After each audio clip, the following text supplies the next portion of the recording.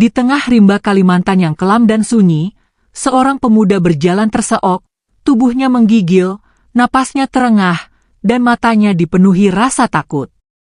Hutan itu bukan sekadar gelap, tapi penuh rahasia yang siap menelan siapa saja. Tiba-tiba, dari balik pepohonan raksasa, muncullah sosok yang tak pernah ia bayangkan, seekor harimau putih legendaris, matanya berkilat bagai bara api, tubuhnya gagah bagaikan raja hutan. Namun bukan hanya kehadirannya yang mengejutkan, malam itu, sesuatu yang tragis terjadi, membuat langkah pemuda itu terhenti, hatinya luluh lantak, dan nasibnya berubah selamanya. Apa yang sebenarnya terjadi di balik pertemuan itu? Dan bagaimana akhir dari kisah persahabatan mustahil antara manusia dan sang penguasa rimba? Assalamualaikum sahabat Ruang Fiksi. Selamat datang penonton baru dan penonton setia. Semoga kita semua senantiasa diberikan kesehatan, panjang umur, sehat walafiat, serta rezeki yang lancar dan penuh berkah. Jangan lupa, like dan subscribe ke channel ini sangat membantu menyebarkan dakwah Islam, sekaligus menjadi amal jariah untuk kita semua. Hujan baru saja reda ketika Arman melangkah lagi, pakaian basah menempel dingin di kulitnya, telapak kakinya memar oleh akar yang mencuat dari tanah. Asap lembab naik dari lantai hutan, membentuk selimut tipis yang menipu jarak pandang. Ia merapatkan tas lusuh ke punggung, menggenggam parang kecil yang bergetar bersama jemarinya. Di atas sana, kanopi raksasa menutup langit, menahan sisa senja agar tidak menyentuh tanah. Hutan Kalimantan berdengung pelan, seperti menahan napas. Perut Arman perih karena lapar. Sejak pagi, ia hanya meneguk air sungai yang berasa besi. Ia menahan dingin, menahan takut, dan menahan suara ragu yang berbisik di dalam dada. Ia merantau demi biaya rumah, demi obat untuk ibunya, demi adik-adik yang menunggu kabar. Di bibirnya, doa lirih mengalir, memohon petunjuk dari Allah agar langkahnya tidak terjerembab dalam ketersesatan yang memanjang. Arman menandai batang pohon dengan goresan tajam. Ia ingin meninggalkan jejak, setidaknya untuk dirinya sendiri. Namun hutan seakan menelan tanda itu. Kabut menebal lagi. Suara air menitik dari daun ke daun, jatuh ke tanah seperti detik jam yang sabar. Sesekali seekor burung mengibas sayap, lalu senyap kembali. Keheningan itu berat, bukan hening yang damai, melainkan hening yang memeram sesuatu. Di tanah berlumpur itu, ia menangkap jejak. Lebar, dalam, dan rapi. Jejak kucing besar yang langkahnya mantap, ukurannya di luar nalar. Arman berjongkok, menyentuh lekuk jejak itu. Jantungnya berdegup cepat, antara ngeri dan takjub. Di semak bawah, sehelai bulu putih tersangkut pada duri, tebal dan berkilau samar, seakan berasal dari hewan yang tidak sepenuhnya milik dunia yang sama. Ia menelan ludah, menegakkan tubuh. Angin mendesir membawa aroma tanah basah dan sesuatu yang asing, dingin seperti batu sungai saat malam. Ia melangkah pelan, menyingkap daun pakis, melewati akar-akar beringin yang meliuk seperti urat raksasa. Di depan, jalan setapak yang tadi samar tiba-tiba menghilang, digantikan oleh lereng rapuh yang licin oleh lumut. Arman ingin memutar, namun bayangan harapan menuntun langkahnya untuk terus maju. Ia merasa dilihat, bukan oleh mata manusia, melainkan oleh sepasang tatapan yang terlalu tenang untuk sekadar binatang liar. Langkahnya tergelincir. Tanah di bawah kaki pecah seperti roti kering, menyeretnya turun beberapa meter. Tubuhnya menghantam semak berduri. Sakitnya menyengat cepat, menoreh lengan dan betis. Arman mengerang tertahan, memaksa diri bangkit. Ia memeriksa tas, memastikan foto kecil ibunya yang diselipkan di kantong depan tidak hilang. Foto itu lembab, tetapi masih utuh. Ia menempelkannya ke dada, mengumpulkan sisa kekuatan dari ingatan akan senyum yang selalu menyuruhnya pulang.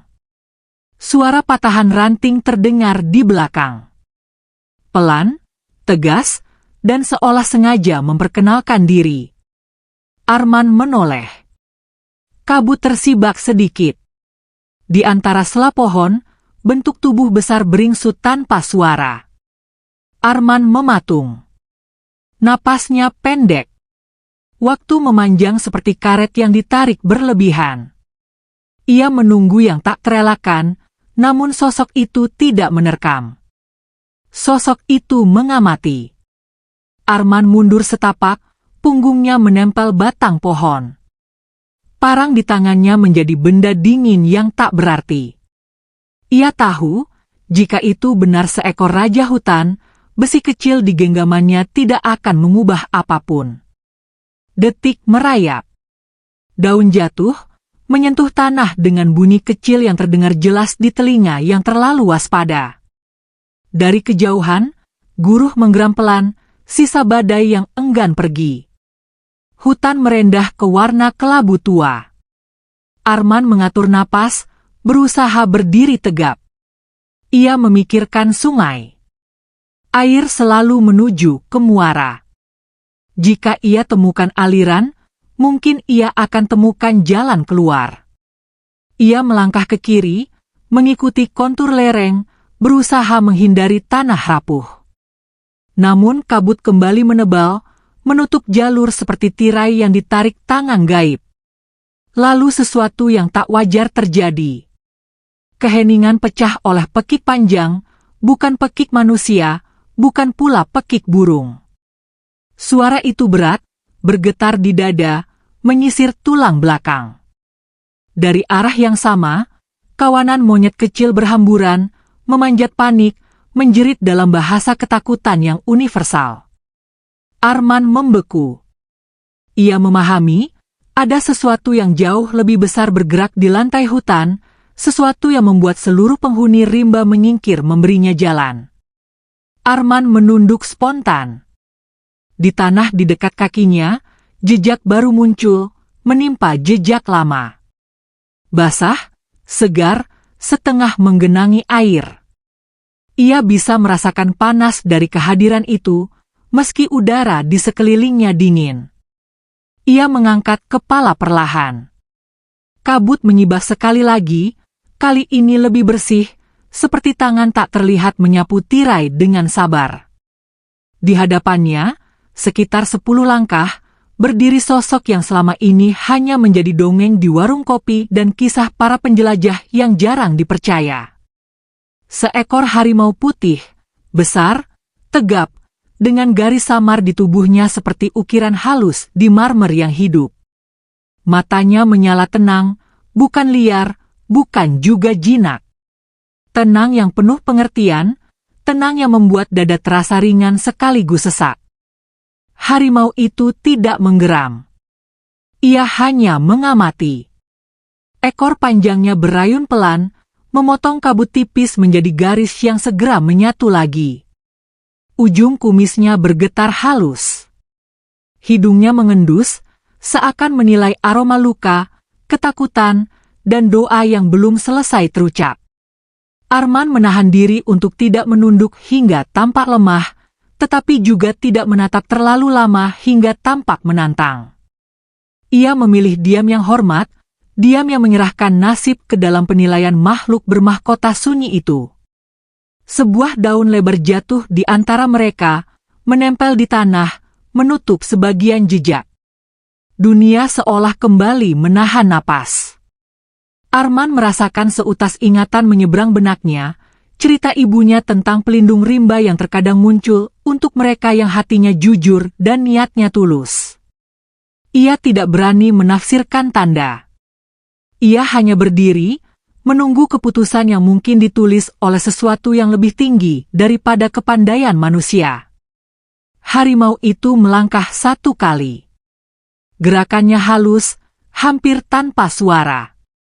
Kepalanya menunduk sedikit, lalu berputar tipis ke arah kanan, menatap ke sela pepohonan yang rapat.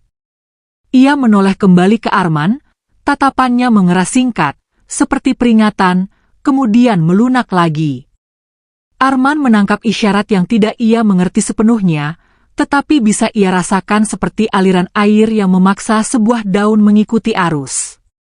Lantai hutan bergemetar ringan. Dari kejauhan, sesuatu bergerak melawan arah angin, menyalakan naluri waspada yang sama pada manusia dan raja hutan. Harimau itu menegakkan telinga. Arman menggenggam tali tasnya lebih erat. Bau logam tipis melintas di udara, samar namun jelas. Bukan bau yang lahir dari tanah dan pohon. Bau itu asing, menggigit, dan menyisakan getir di ujung lidah. Harimau putih mengangkat dagu. Dalam keheningan yang tak wajar, ia mengeluarkan suara pendek, bukan geraman, melainkan bunyi peringatan yang tertahan.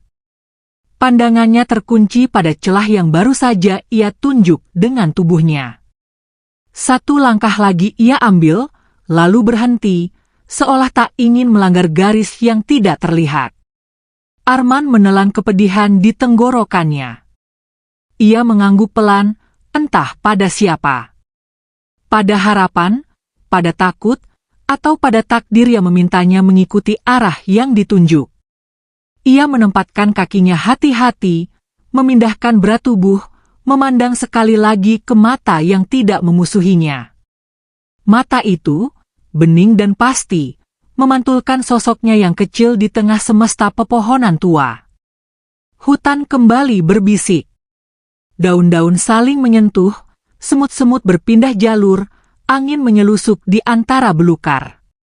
Harimau putih berhenti bernafas sekejap, lalu menghela perlahan, seperti menyerahkan keputusan. Arman mulai melangkah ke arah yang ditunjuk tatapan itu, mengusir ragu dari otot-otot yang gemetar. Di belakangnya, suara tanah yang dipijak makhluk agung itu mengikuti, tidak terlalu dekat, namun cukup untuk menghapus rasa sendirian. Di tepi kabut, garis hutan membuka jalur selebar tubuh manusia. Udara di sana lebih bersih, lebih muda, seperti baru lahir dari rahim hujan. Arman menapak ke sana, membiarkan sisa cahaya meraba wajahnya. Di saat yang sama, sebuah bunyi asing menyelusup dari kejauhan, pendek dan tajam, disusul bau yang lebih menyengat. Harimau putih menegakkan kepala, bulu kuduknya mengembang halus, mata beningnya meredup menjadi baja. Arman berhenti. Di batas jalur baru itu, sesuatu menunggu. Hening berubah berat, seolah tiap daun menunduk memberi ruang pada kejadian yang tidak memilih penonton. Harimau berdiri miring, tubuhnya melindungi sisi Arman, ekornya terangkat, ototnya menegang dalam keagungan yang tidak perlu dikeraskan. Di sana, pada jarak yang belum bisa dijangkau pandang, sesuatu bergerak melawan ritme rimba. Dan pada saat itulah Arman mengerti, malam ini bukan hanya pertemuan, melainkan awal dari sesuatu yang akan menuntut harga termahal yang pernah ia miliki. Arman menyusuri jalur sempit yang baru saja terbuka, langkahnya menimbang tanah yang licin, telinganya menada setiap suara yang timbul tenggelam di bawah kanopi. Harimau putih berjalan tak jauh di belakang, gerakannya seperti bayangan yang tidak menuntut perhatian, tetapi seluruh rimba terasa menyesuaikan nafas untuknya. Bau logam semakin nyata, menempel di lidah seperti serpih besi. Di sela kabut, Arman menangkap bentuk-bentuk gelap yang bukan milik pepohonan, garis yang terlalu lurus untuk lahir dari alam. Ia berjongkok ketika menemukan seutas tali nilon tertarik kaku di permukaan tanah, berpelindung daun kering yang ditata telaten. Jemarinya gemetar saat menyibak, tampaklah perangkap gelung yang jika terinjak akan mengunci pergelangan. Serabut pasir di sekitarnya menunjukkan jejak baru. Ada orang melewati jalur ini belum lama. Arman menelan udara hambar. Harimau putih menurunkan kepala, mengendus ujung tali, lalu menoleh pada Arman. Pandangan itu tidak menyuruh dan tidak memohon, namun di dalamnya ada pengetahuan yang tidak bisa ditolak. Arman memutuskan bergerak dengan hati-hati. Ia mengingat nasihat almarhum ayah bahwa rimba menghormati langkah yang tidak congkak. Dengan ujung parang, ia mengganjal pemicu, lalu menarik nilon perlahan hingga tegangannya lepas. Gelung terkulai. Ia menyingkirkan daun-daun penyamarnya. Harimau putih menghela nafas ringan, seperti rimba yang lega. Di kejauhan, seekor rangkong mengeluarkan suara serak, lalu senyap mendadak, seolah diingatkan untuk diam. Di setiap 40 langkah, Arman menemukan petunjuk serupa. Batang muda yang ditekuk jadi busur, kayu runcing yang disisipkan, bel suar kecil yang disamarkan lumut. Orang-orang yang memasang perangkap bukan orang biasa masuk hutan. Mereka paham naluri makhluk. Mereka paham sabar menunggu. Arman bergerak lebih rendah, merapat ke tanah ketika kabut menipis. Di pangkal sebuah meranti tua, ia melihat sisa bara rokok yang padam setengah. Tanah di sekitarnya tergilas sepatu. Ada adonan tebal dari jejak lumpur dan batu kering yang tertinggal di udara. Ia menoleh pada harimau putih. Mata bening itu menyempit. Bulu di punggungnya berdiri tipis. Arman mengepalkan tangan, menahan dorongan untuk berlari. Ia teringat tujuan awal yang sederhana. Mencari kerja di Kemplok, membawa pulang uang untuk obat ibunya, menyiapkan biaya sekolah adik yang suka membaca. Doa yang keluar dari bibirnya siang tadi terasa masih hangat. Ia menyebut nama Allah tanpa suara. Hutan menelan kalimatnya seperti bumi menelan biji, menyimpannya untuk saat yang tepat. Mereka tiba di tepian cekungan yang dipenuhi pakis.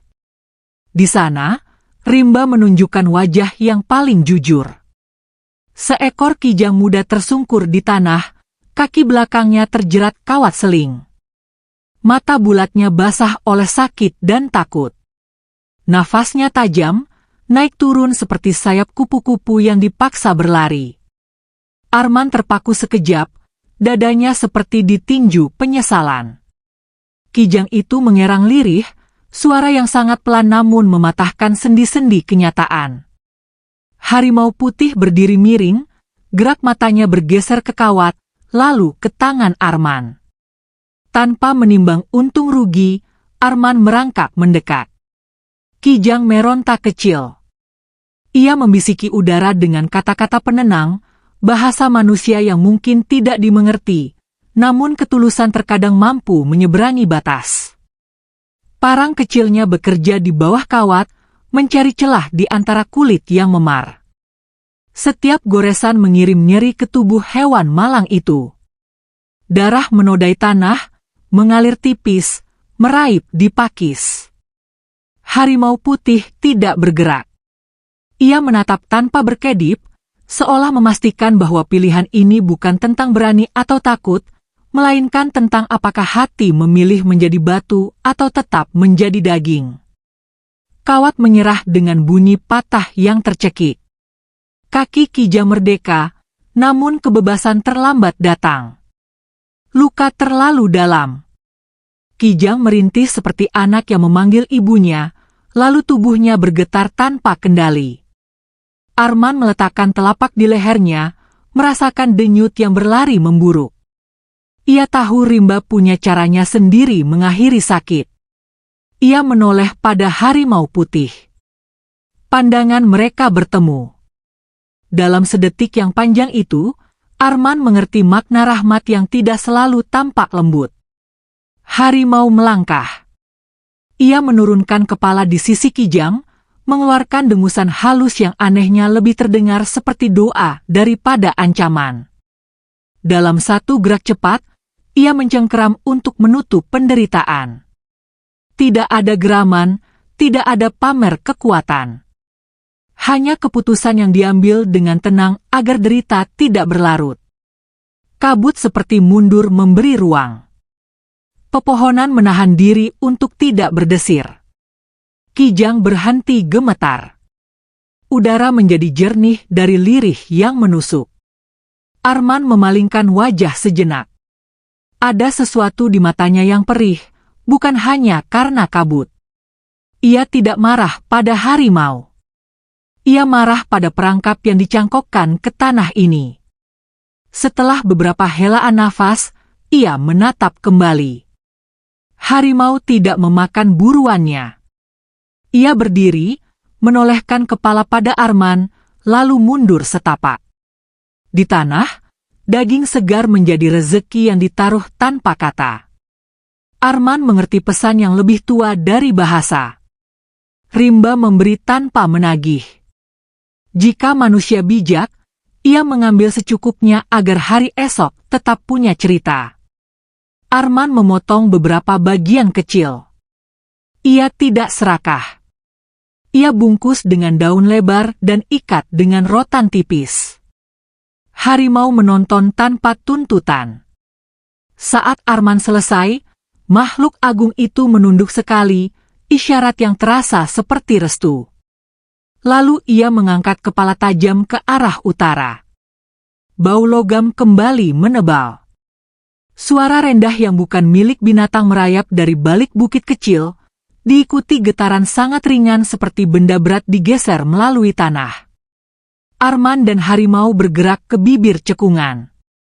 Mereka merayap di belakang perdu yang syarat lumut. Di seberang, di antara akar-akar besar, dua sosok manusia muncul. Jaket hijau kusam, topi menyembunyikan wajah, dan senapan yang disandang tidak untuk menakut-nakuti. Salah satu dari mereka menunduk, memeriksa simpul kawat lain, sementara yang satu lagi menyalakan rokok baru, asapnya menyiku udara. Percakapan mereka pendek, berupa potongan kata ringkas yang saling paham tanpa perlu kalimat utuh. Mereka bekerja seperti jam, dingin dan fokus. Arman menahan napas, memaksa tubuhnya menjadi batu. Harimau menghilang setengah ke kabut, hanya garis punggungnya yang tersisa, sesenyap malam yang tidak mau tidur. Orang-orang itu bergerak ke selatan, meninggalkan cekungan. Arman menunggu. Ketika suara langkah menjauh, barulah ia berani bernapas lagi. Di dalam dadanya, rasa takut dan amarah beradu. Ia menatap kawat yang masih menjerat batang kecil, tumbuh kering oleh tekanan yang dipaksakan. Ia mengangkat parang. Satu demi satu, ia merusak perangkap yang bisa ia jangkau. Harimau tidak mencegah. Ia berjaga di tepi, mata setajam bintang. Sore merapat menuju malam. Rimba menukar warna hijau tua dengan abu. Kabut mengurai, lalu kembali menebal. Arman menghitung waktunya dengan dengung serangga yang berubah pola. Mereka perlu tempat aman untuk berlindung. Harimau berjalan lebih dulu, menyibak semak dengan tubuh yang bugar, menuntun ke arah turunan lembut. Di sana, sebuah dahan tumbang membentuk tenda alam. Tanahnya kering, dilindungi akar yang saling silang seperti jari-jari raksasa. Arman menyalakan api kecil dari ranting dan serasah. Nyala jingga memantul di mata harimau seperti matahari yang tersangkut di danau. Ia memanggang sedikit daging untuk mengisi perut yang melilit. Rasa asin nyaris tak terasa, tetapi hangatnya mengembalikan kekuatan ke lengan dan betis. Harimau tidak mendekat ke api. Ia duduk di ambang gelap, menjadi penjaga yang tidak meminta upah. Arman menatap punggungnya dan merasa memiliki saudara yang terbuat dari sunyi.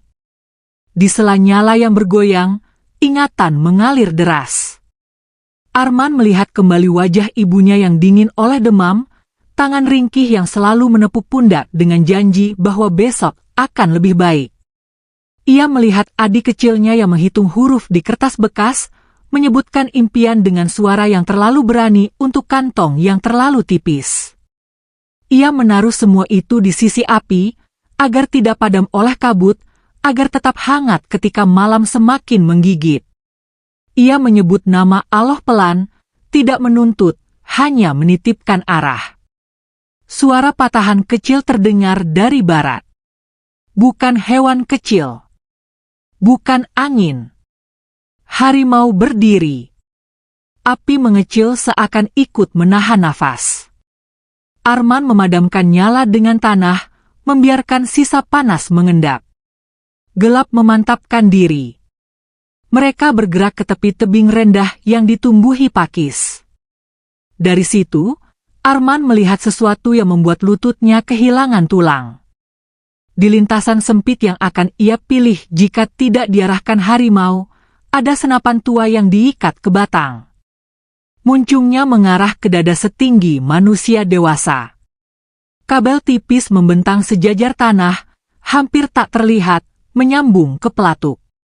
Satu langkah ceroboh akan cukup untuk menyalakan petir di malam yang salah. Arman mematung, dingin mengental di punggung. Harimau merendahkan tubuh, lalu bergeser ke depan Arman.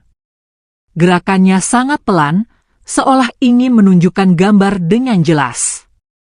Kabel itu diregangkan melintasi jalur. Pada ujung kabel ada paku kecil yang disamarkan lumut. Perangkap ini dibuat oleh orang yang tidak sekadar berburu. Ini dibuat untuk melukai siapa saja yang berani menantang wilayah yang mereka kira miliknya. Tanpa peringatan, dari arah berbeda, bunyi kicau palsu terdengar, lalu tawa pendek yang dipotong paksa. Orang-orang itu kembali. Mereka bergerak cepat, menyisir jalur. Arman mundur satu setapak, tumitnya menyenggol batu kecil yang menggelinding dan memukul akar. Suara itu kecil, namun bagi telinga yang terbiasa memburu, itu cukup. Langkah-langkah menjadi lebih dekat. Nafas terasa kehabisan tempat.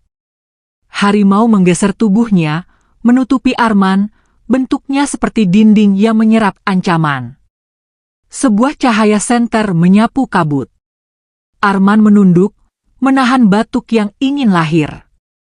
Sinar putih itu menari di pakis, melintas di kabel, lalu memantul di logam muncung senapan yang dipasang sebagai perangkap. Wajah salah satu pemburu muncul di tepi jalur, hanya sejengkal dari kabel. Ia tidak melihatnya. Kakinya hampir menginjak. Dalam detik yang pecah menjadi serpihan halus, harimau meloncat, mendorong Arman ke samping. Tubuh besar itu menyentuh kabel. Ledakan pendek memecah hening. Sulur api menyambar dari mulut senapan. Peluru hantam meledak ke udara, memecah dedaunan, menabur logam panas. Arman terhempas ke tanah, telinganya berdengung. Harimau mendarat dengan dengus tertahan. Peluru serpih melewati bahu kirinya, meninggalkan garis merah yang cepat menghitam. Suara siulan ketakutan keluar dari tenggorokan manusia yang tidak siap menghadapi makhluk sebesar mitos. Senter terjatuh, berputar dalam lumpur. Pemburu itu tersungkur, merangkak panik, sementara rekannya mengangkat senjata lain dengan tangan yang terlalu cepat untuk hati yang sudah telanjur gemetar. Arman bangkit separuh, dunia masih berputar. Di depan, harimau berdiri tegak, menahan rasa sakit tanpa keluhan. Matanya bukan bara, bukan juga es. Mata itu seperti air tenang yang memutuskan menjadi batu. Dalam satu gerak, ia menerjang tulang punggung malam. Pemburu pertama terpelanting ke belakang, senjatanya mental. Pemburu kedua berteriak, melepaskan tembakan terburu, peluru menabrak batang dan memantul ke tanah. Hutan meneruskan gema dentum itu menjadi ribuan bisik yang memperingatkan semua penghuni untuk menjauh. Arman tidak lari. Ia tahu jika ia pergi, ia meninggalkan punggung yang barusan menyelamatkannya. Ia meraih batu lebar, melemparkannya ke arah kaki pemburu kedua. Benturan itu cukup untuk mengubah sudut bidik. Harimau memanfaatkan celah, menerjang ke samping, mencakar senjata hingga terblok. Logam jatuh dan tenggelam di lumpur kental. Pemburu itu tersungkur, panik mencari napas. Harimau tidak membunuh. Ia hanya merobek rasa berkuasa yang salah tempat. Ia berdiri di antara Arman dan orang-orang itu, mengeluarkan geraman rendah yang tidak menuntut darah, hanya memerintahkan pergi. Malam menutup kejadian itu dengan cepat. Kabut turun lebih tebal. Pemburu pertama menyeret rekannya, meninggalkan sumpah serapah yang patah dan janji balas yang terdengar lebih sebagai cara menakuti diri sendiri. Langkah mereka lari terburu, menghapus jejak dengan ketakutan yang akhirnya menemukan pemiliknya. Arman menghadap harimau. Di bahu kiri makhluk agung itu, luka memanjang, tidak dalam, namun cukup untuk mengubah warna bulu putih. Tanpa sadar, Arman meraih daun lebar, membasahinya dengan air dari kantong, lalu mendekat setapak demi setapak. Harimau menahan posisi. Ia tidak mundur dan tidak maju. Ia memberi izin yang tidak diucapkan. Arman menempelkan daun, menekan lembut, menahan darah agar tidak boros. Di dalam dada Arman, rasa syukur mengembang pelan, bukan karena selamat semata, tetapi karena diberi kesempatan untuk membalas kebaikan dengan cara yang sanggup ia lakukan. Angin membawa suara jauh dari arah sungai. Ada perahu mesin di sela malam, ada percakapan pendek yang dipatahkan alur air. Rimba tidak akan tidur tenang malam ini. Arman menatap ke utara, lalu kembali menatap harimau. Di balik kabut, jalur keluar mungkin menunggu, tetapi jalur itu kini dipenuhi mata yang tidak lagi buta. Arman mengencangkan ikatan daun di bahu harimau. Ia berdiri di sisi makhluk itu, membiarkan gelap menelan mereka berdua sebagai satu bayangan yang saling melindungi. Di bibir tebing, di mana pakis menjuntai seperti tirai, malam menahan rahasia yang baru saja lahir. Rimba merapatkan diri, menyimpan bekas peluru di kulit putih, menyimpan janji tak terucap di dada seorang pemuda. Api kecil yang tadi dipadamkan hanya menyisakan hangat samar di tanah. Hangat itu cukup untuk menandai bahwa di tempat ini pernah ada keberanian yang tidak berteriak dan kasih yang tidak menuntut balasan. Mereka bergerak lagi, lebih dalam ke jantung hutan yang menampung nyeri dan harap dengan porsi yang adil. Tidak ada kata untuk menggambarkan rasa yang berjalan di antara dua makhluk itu, hanya langkah yang saling percaya. Di belakang, jalur dengan senjata yang meledak sendirinya menjadi peringatan yang tertinggal. Di depan, kabut membuka selapis demi selapis, seolah mengundang mereka ke halaman berikutnya yang belum bernama, namun sudah menunggu sejak rimba pertama kali diciptakan. Fajar datang seperti bisikan, menyapu kabut menjadi kapas yang perlahan robek di antara pepohonan. Suara serangga menurun, diganti denting burung kecil yang takut-takut menyapa pagi. Arman bangun dari tidur tipis, punggungnya kaku oleh tanah lembab, telapak tangan masih terasa hangat bekas menekan daun pada luka di bahu harimau putih.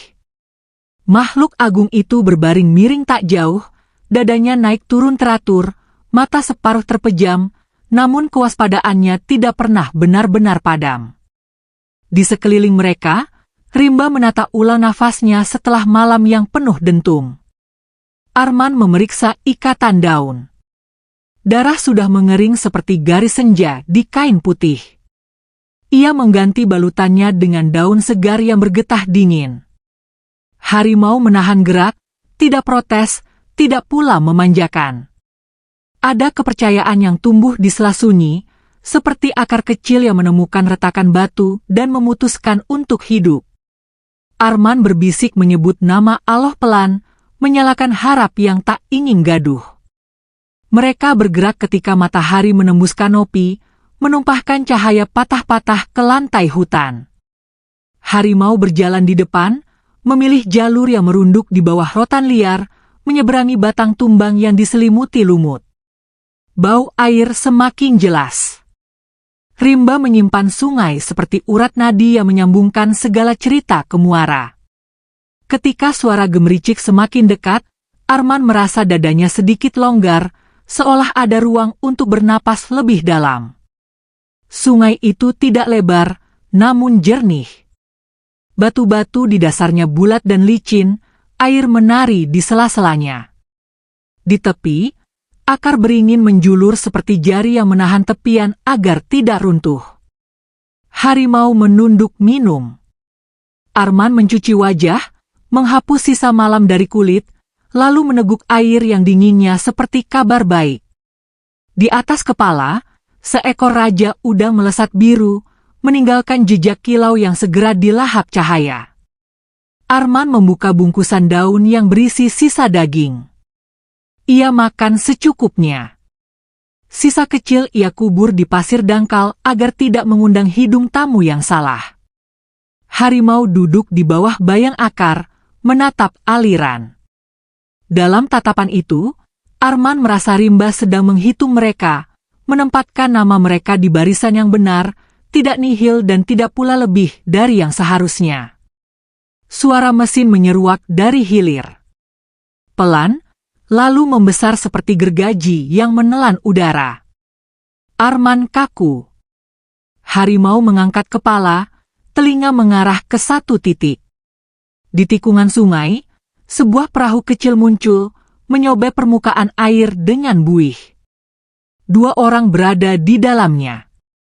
Jaket pudar, topi menunduk, wajah ditempa matahari yang tidak pernah ramah. Arman beringsut ke balik akar. Harimau mundur ke bayang belukar, menghilangkan warna putihnya di goresan cahaya dan daun. Perahu merapat. Salah satu pria melompat ke batu, menambatkan tali. Yang lain mematikan mesin. Suara sungai kembali terdengar, namun kini membawa nada asing. Pria di batu menoleh, matanya menyapu tepi. Pandangannya berhenti pada bekas jejak kaki manusia yang baru membasahi pasir. Ia tersenyum tipis. Senyum yang seperti garis pisau. Ia berdehem. Suaranya berat, terlatih memanggil tanpa terlihat memohon. Katanya pendek, menawarkan air minum, menawarkan rokok, menawarkan jalan keluar ke kamp di hilir. Arman menimbang sekejap. Ia bisa bersembunyi hingga mereka pergi. Ia bisa menunggu malam lagi. Namun memori tentang ibunya yang menunggu obat menekan dadanya seperti batu. Ia keluar perlahan, telapak mengangkat, menunjukkan bahwa ia tidak membawa niat buruk. Pria itu tersenyum lebih lebar, memperkenalkan diri dengan nama yang dingin di lidah. Razak. Yang di perahu hanya melambai, memperlihatkan deretan gigi kuning. Kamal. Razak mengulurkan botol. Airnya bau bensin samar, namun rasa genting menutup indera. Arman meneguk sedikit. Panas rokok di tangan Razak membentuk garis kecil yang menari. Ia bertanya dengan nada ramah tentang siapa Arman, dari mana, hendak kemana. Arman menjawab sepotong, tidak terlalu jujur dan tidak bohong total. Ia bilang tersesat, hendak mencari base camp kayu untuk kerja kasar. Razak mengangguk seakan cerita itu sudah ia hafal. Ia menatap pasir. Ada bercak kecil merah muda, sisa darah yang kecipratan dari bahu harimau semalam. Razak berjongkok, menyentuhnya dengan ujung jari, mengusap, lalu mencium samar. Senyum di bibirnya berubah jadi garis tak sabar. Ia memutar kepala ke hilir, lalu ke hulu, seperti orang yang mendengar musik yang tidak didengar orang lain. Kamal bersiul pelan, tanda yang mereka pahami berdua. Razak kembali menatap Arman. Kali ini suaranya merendah, menjadi rahasia yang ditawarkan. Ia bercerita ada orang-orang yang mau membayar untuk kabar tertentu. Kabar tentang seekor yang putih, yang selama ini hanya jadi omongan di warung, tapi semalam ada yang melihat kilat bulunya di kabut. Ia bilang angka, bukan kecil. Angka yang bisa membeli obat untuk seorang ibu sebulan penuh. Angka yang bisa mengirim adik ke sekolah tanpa berutang pada siapapun. Angka yang bisa menghapus takut di dapur yang kosong. Arman mendengar angka itu dan merasakan perutnya berputar. Suara Razak tidak memaksa, namun mengisi ruang di antara dua detak jantung. Ia mengeluarkan benda kecil dari saku jaketnya. Tidak sebesar radio, hanya semacam peluit logam dengan tanda gores di samping. Razak bilang, jika Arman melihat tanda apapun, bulu, jejak, atau tempat biasa ia melintas, cukup gantungkan peluit itu di dahan terdekat. Seseorang akan membaca tanda. Seseorang akan mengerti. Kamal di perahu mengangkat kotak kecil berisi perban dan salep. Ia bilang, hutan memakan siapapun yang tidak punya teman. Ia bilang, mereka hanya ingin menertibkan rimba dari gangguan. Kata itu jatuh di telinga Arman seperti batu ke sumur. Dalam hatinya, ada bunyi yang tidak timbul ke bibir. Ia mengingat mata harimau saat menahan nyeri tanpa keluhan, mengingat tubuh besar itu yang berdiri di antara peluru dan dirinya. Razak merogoh kantong, mengeluarkan lembaran uang yang dilipat seukuran korek. Ia tidak menaruhnya di tangan Arman. Ia menyelipkannya di celah akar, sejengkal dari sandal. Katanya, ambil kalau mu butuh makan. Ambil kalau mu butuh pulang. Ia tidak meminta jawaban hari ini. Ia hanya memberi arah, seperti sungai memberi pilihan hilir atau hulu, tanpa menagih sumpah. Arman tidak menyentuh uang itu. Ia hanya menatap batu yang ditumbuhi lumut, mencoba menempatkan nafas pada tempatnya. Razak berdiri, menepuk bahu Arman sekali, ringkas dan dingin. Perahu kembali hidup, mesinnya memuntahkan bau yang menutup aroma daun muda. Mereka pergi menembus tikungan, meninggalkan Riak yang lama mati. Arman tetap diam di sana hingga suara mesin benar-benar hilang. Ia menatap peluit logam yang tertinggal di akar, bersinar kecil seperti mata serangga. Ia menunduk, meraih, menimbang beratnya di telapak.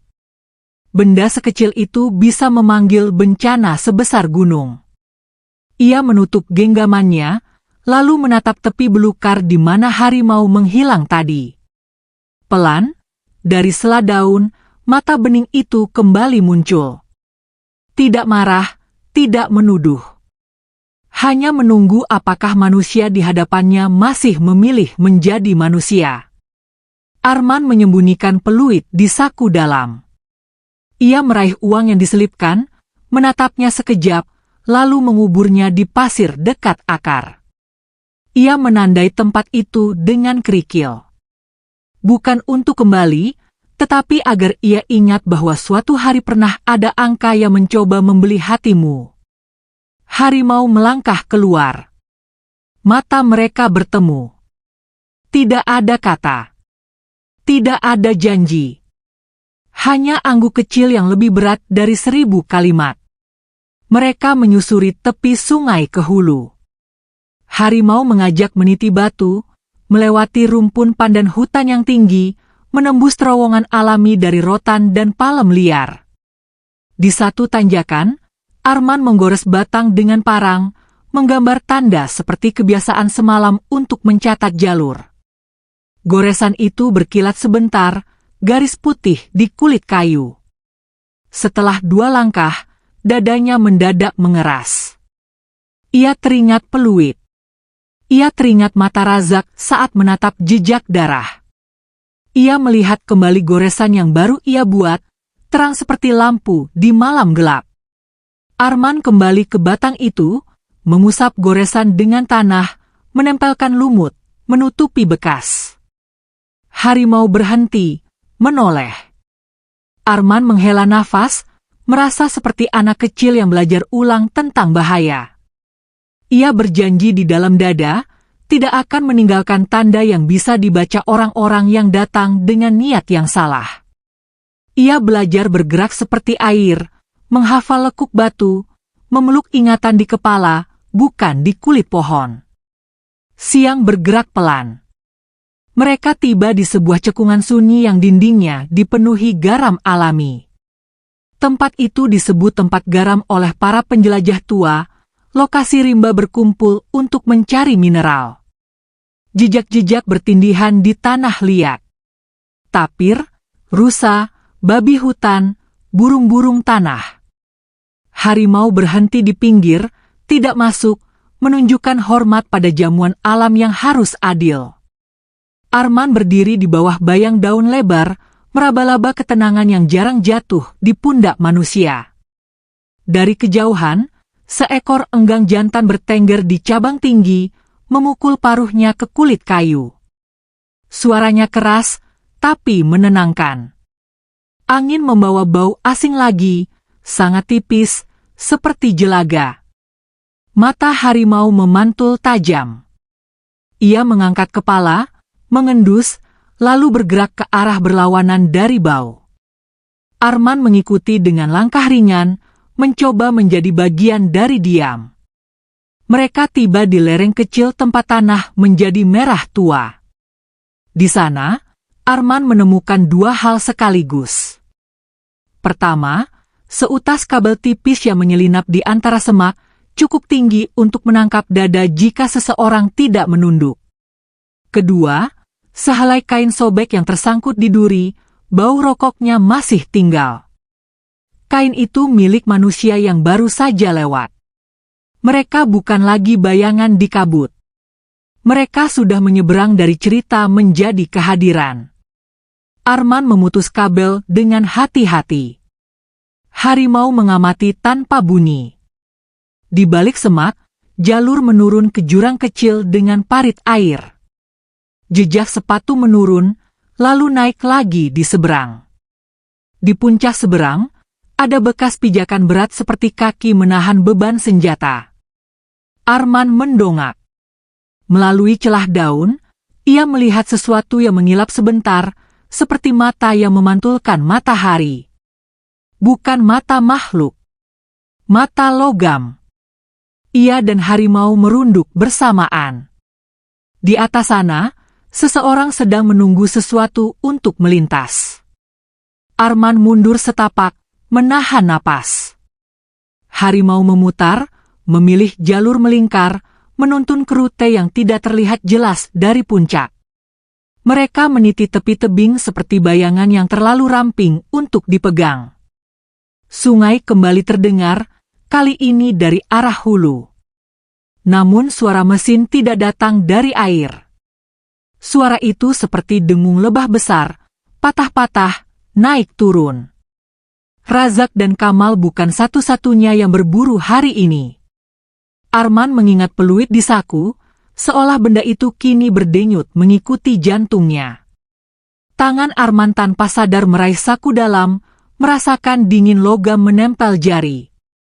Ia melepaskannya cepat, seperti takut panas. Di atas bukit kecil, hutan membuka celah ke lembah kecil yang diterangi matahari. Rumput liar bergoyang, kupu-kupu menari, dan di ujung lembah, sebuah pohon tua dengan batang berlubang berdiri seperti penjaga. Harimau berhenti sebelum masuk cahaya. Arman juga berhenti. Mereka berdua menatap lembah yang tampak damai di permukaan, namun menyimpan sesuatu yang tipis seperti benang pancing, siap mengikat tenggorok yang lengah. Seekor elang kecil melintas rendah, lalu naik mendadak, seolah ada aliran udara panas dari tanah. Arman menajamkan mata. Di sela rumput, ada lingkaran kawat lain, lebih halus, lebih jahat. Ia membayangkan kaki yang terseret, jeritan yang tertahan, darah yang mengundang. Harimau berbalik perlahan, memilih jalan lain lagi, memanjang ke punggung bukit. Matahari condong. Bayangan pepohonan memanjang seperti jemari yang ingin menyentuh satu sama lain. Dari arah sungai, suara mesin meledak kembali, kali ini lebih dekat, seolah seseorang sengaja mematikan lalu menghidupkan untuk memberi tanda. Burung-burung tanah lari seperti meriang. Jarak mengecil dalam waktu.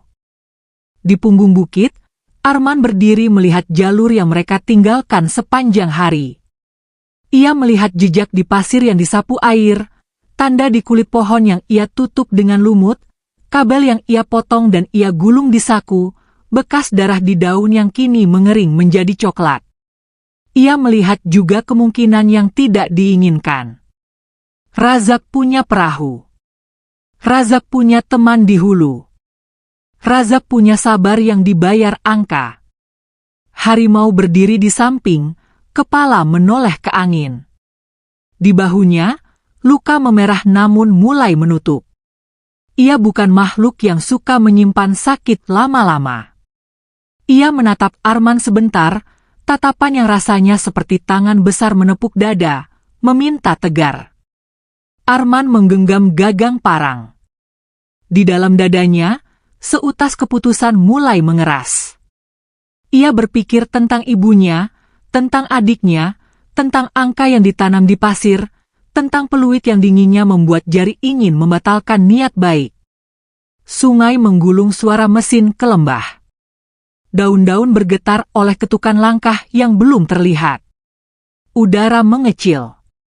Ruang antara 2 detik berubah menjadi lorong panjang yang harus dilalui tanpa menoleh. Arman menarik napas, menempatkan punggungnya sejajar dengan punggung putih yang berdiri di sebelahnya. Di hadapan mereka, rimba membuka jalur yang tidak banyak dipilih manusia, jalur yang meminta lebih dari sekadar kaki kuat. Arman mengangkat wajah, menatap garis pohon yang menunggu di depan. Di sana, pada batas di mana cahaya berhenti menjadi ramah, ia memutuskan satu hal yang tidak bisa dibatalkan. Senja merayap pelan, menyapu rimba dengan cahaya jingga yang patah di antara daun. Arman dan harimau putih berdiri di punggung bukit, memandang jalur yang terhampar seperti nadi yang baru dipetakan. Di bawah sana, sungai menggelegak kecil, memantulkan langit yang mulai menggelap. Angin membawa bau yang berlapis. Tanah basah. Lumut tua. Jejak jelaga yang diseret pelan oleh seseorang yang tahu cara menipu rimba. Arman menatap ujung jarinya yang bergetar. Di saku dalam, peluit logam terasa dingin, seolah bernapas sendiri. Harimau menoleh. Matanya bening, menyimpan jarak dan kedekatan sekaligus. Di bahunya, balutan daun yang diganti pagi tadi menempel dengan sabar, meredam luka yang memerah. Arman mengangkat tangannya, mengetuk ringan udara, isyarat bahwa mereka harus bergerak sebelum senja menjadi malam yang menutup semua pilihan. Harimau mengangguk sangat tipis. Mereka menurun dengan langkah yang dilatih diam, menempel pada garis-garis bayang yang memanjang dari batang-batang tua. Di lereng sebelah timur, Arman berhenti. Ia mendengar sesuatu yang asing untuk jam ini. Kicau burung yang dipaksa, nada yang salah letak. Di belakang suara palsu itu, ada tawa pendek yang ditahan, lalu sendal yang menyentuh batu. Arman merunduk. Harimau merapat ke tanah, tubuhnya berubah menjadi potongan gelap yang menyatu dengan akar. Dari balik semak, 2 sosok muncul menotol senja dengan warna kain kusam. Razak berjalan paling depan, bibirnya menyisakan sisa rokok, matanya menyapu jalur seperti orang yang sedang menghitung. Di belakangnya, Kamal memanggul sesuatu yang dibungkus kain goni, bentuknya memanjang, sudutnya terlalu tajam untuk menjadi kayu biasa. Mereka berhenti di bawah bukit, di dekat pokok pohon yang berakar besar. Razak merabat tanah dengan ujung sepatu, menemukan jejak yang sempat ditutupi Arman dengan lumut. Ia menunduk, mengangkat lumut itu, lalu tersenyum miring. Senyum yang tidak mengundang, tidak juga mengusir. Senyum yang mengatakan ia tahu seseorang belajar cepat, tapi ia lebih lama menjadi murid rimba yang salah guru. Kamal menurunkan bungkusan goni, membuka tali seratnya. Di dalamnya ada pipa besi dan bilah baja, yang jika disusun akan menjelma jerat besar yang cukup untuk menahan kaki hewan bertonasa. Razak menatap ke arah punggung bukit tempat Arman bersembunyi. Ia berbicara pelan, suaranya dilempar seperti umpan. Ia menyebut bahwa di sungai bawah ada perahu yang menunggu orang yang ingin pulang. Ia menyebut bahwa angka di pasir akan menjadi 2 kali lipat jika hari ini ada kabar. Ia menyebut ibunda dengan nada yang seperti sorotan senter ke luka yang belum kering. Arman mengatu perahang. Di dalam dadanya, sesuatu yang keras retak sedikit. Ia menatap pada harimau. Makhluk itu tidak menatap balik. Ia memandang senja, seolah mendengar suara yang tidak sampai ke telinga manusia. Arman mengeluarkan peluit dari saku, benda kecil yang bergeming seperti duri besi. Ia menggenggamnya terlalu kuat, hingga telapak memutih. Ia membayangkan adiknya mengeja huruf, ibunda menahan demam dengan kesabaran yang menua di mata. Ia membayangkan pula tubuh putih yang berdiri di depannya malam tadi, menyerap peluru yang seharusnya melesat ke arah dadanya. Genggamannya kendur. Peluit berpindah ke tangan kiri, lalu ke tanah. Tanpa ragu lagi, ia injak benda itu. Bunyi retaknya pendek. Besi yang patah seperti doa yang memutus arah yang keliru. Razak mendongak, seolah merasakan sesuatu berubah di udara. Ia memberi aba-aba, lalu bergerak ke barat. Kamal menenteng pipa besi, mengikutinya seperti bayangan yang cemburu. Mereka tidak naik bukit, namun memutari pangkalnya, membentuk setengah lingkaran mengarah ke celah antara 2 batu besar. Arman tahu celah itu. Pagi tadi, ia dan harimau melewatinya, menemukan landai tanah yang kering. Jalur bagus untuk menyingkapkan diri jika dikejar. Jalur bagus pula untuk menjebak. Harimau bergerak lebih dulu, memutar ke sisi lain bukit, menuntun Arman pada rute yang naik turun seperti gelombang.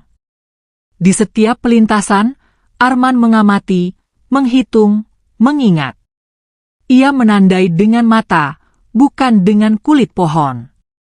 Mereka berhenti di atas celah batu, tepat ketika senja menggulung detik terakhirnya. Di bawah, Razak menancapkan batang sebagai jangkar jerat. Kamal memegang gulungan kawat baja. Keduanya bekerja dengan cekatan, seperti pernah melakukan gerak ini berkali-kali tanpa rasa salah. Arman meraih akar yang menonjol, menuruni sisi bukit yang sempit hingga sejajar dengan dahan rendah yang menjorok ke atas celah. Ia memasukkan tubuh ke antara daun, diam di sana, memandang dari celah yang nyaris tidak cukup untuk sepasang mata. Harimau tidak mengikuti kesempit itu. Ia hilang ke samping, memutar dalam bayang, meregangkan jarak agar bisa menutup jika sesuatu pecah. Razak memeriksa jerat, menariknya hingga terdengar bunyi besi yang digesek kasar. Kamal memasang pemicu, menyambungkan kawat ke batang elastis. Di antara kerja dingin itu, ada percakapan potong pendek. Razak menyebut orang-orang yang akan datang saat peluit tertentu tergantung di dahan tertentu. Ia menyebut bahwa hutan punya mata. Ia juga menyebut satu nama lain yang belum pernah Arman dengar, lelaki yang menguasai perahu di hulu dan menukar bulu dengan uang tanpa menoleh saat menimbang. Angin bergerak. Dahan yang dipijak Arman menggesek daun kering, mengeluarkan bunyi kecil. Razak berhenti. Kepalanya menoleh ke atas dengan cepat seorang pemburu yang mencium kesan. Ia menatap ke tepi dahan. Mata mereka bertemu sepersekian detik. Senyum yang tadi tipis kini hilang, digantikan garis keras di bibir. Ia mengangkat tangan, Kemal segera mengarah dengan pipa besi yang belum jadi jerat, namun cukup keras untuk menjatuhkan badan dari ketinggian. Dalam detik yang pecah, harimau putih muncul dari sisi bayang, muncul bukan dari jalur yang mereka pasang, melainkan dari rute yang dianggap susah oleh manusia. Terjangnya merobek senja yang tinggal garis. Razak terperanjat setengah langkah, Kemal memutar pipa, logam itu menampar batang, memantul, menimbulkan bunyi yang memanggil malam. Harimau tidak langsung menghajar. Ia menyambar kawat baja, menariknya hingga menegang lalu putus dari penambat yang belum rapi. Jerat berpindah arah, melambai seperti cambuk, menghantam kaki Kamal. Lelaki itu terjungkal, tubuhnya tergulung di lereng kecil, pipa terlepas. Razak bukan orang yang lumpuh oleh kaget. Ia melompat ke samping, meraih senapan yang disandarkan di akar. Gerakannya bersih dan berbahaya. Arman berayun turun dari dahan, menghantam pundak Razak dengan seluruh berat yang ia punya. Senapan terpelanting, jatuh di antara akar, posisi moncongnya mengarah ke tanah miring. Razak memelintir lengan Arman, menekan hingga sendi menjerit. Arman menggigit perih, menahan teriakan agar tidak memberi ruang lebih bagi panik. Harimau menerjang rendah, mendorong Razak dari sisi. Tubuh manusia dan tubuh Raja Rimba bertemu, tanah memercik, udara terbelah oleh desah dan geram yang ditahan. Kamal yang tergulung berusaha bangkit, merabat tanah mencari pipa. Tangannya menyentuh sesuatu yang dingin. Bukan pipa. Kabel yang tadi diputus harimau. Ia tidak sempat memahami jalur kabel itu menuju mana. Di puncak lereng kecil, senapan perangkap yang mereka pasang siang tadi masih menunggu korban. Tarikan tipis pada kabel memberi nyawa pada besi tua. Bunyi ketukan kecil, diikuti letusan pendek seperti tuba yang salah nada.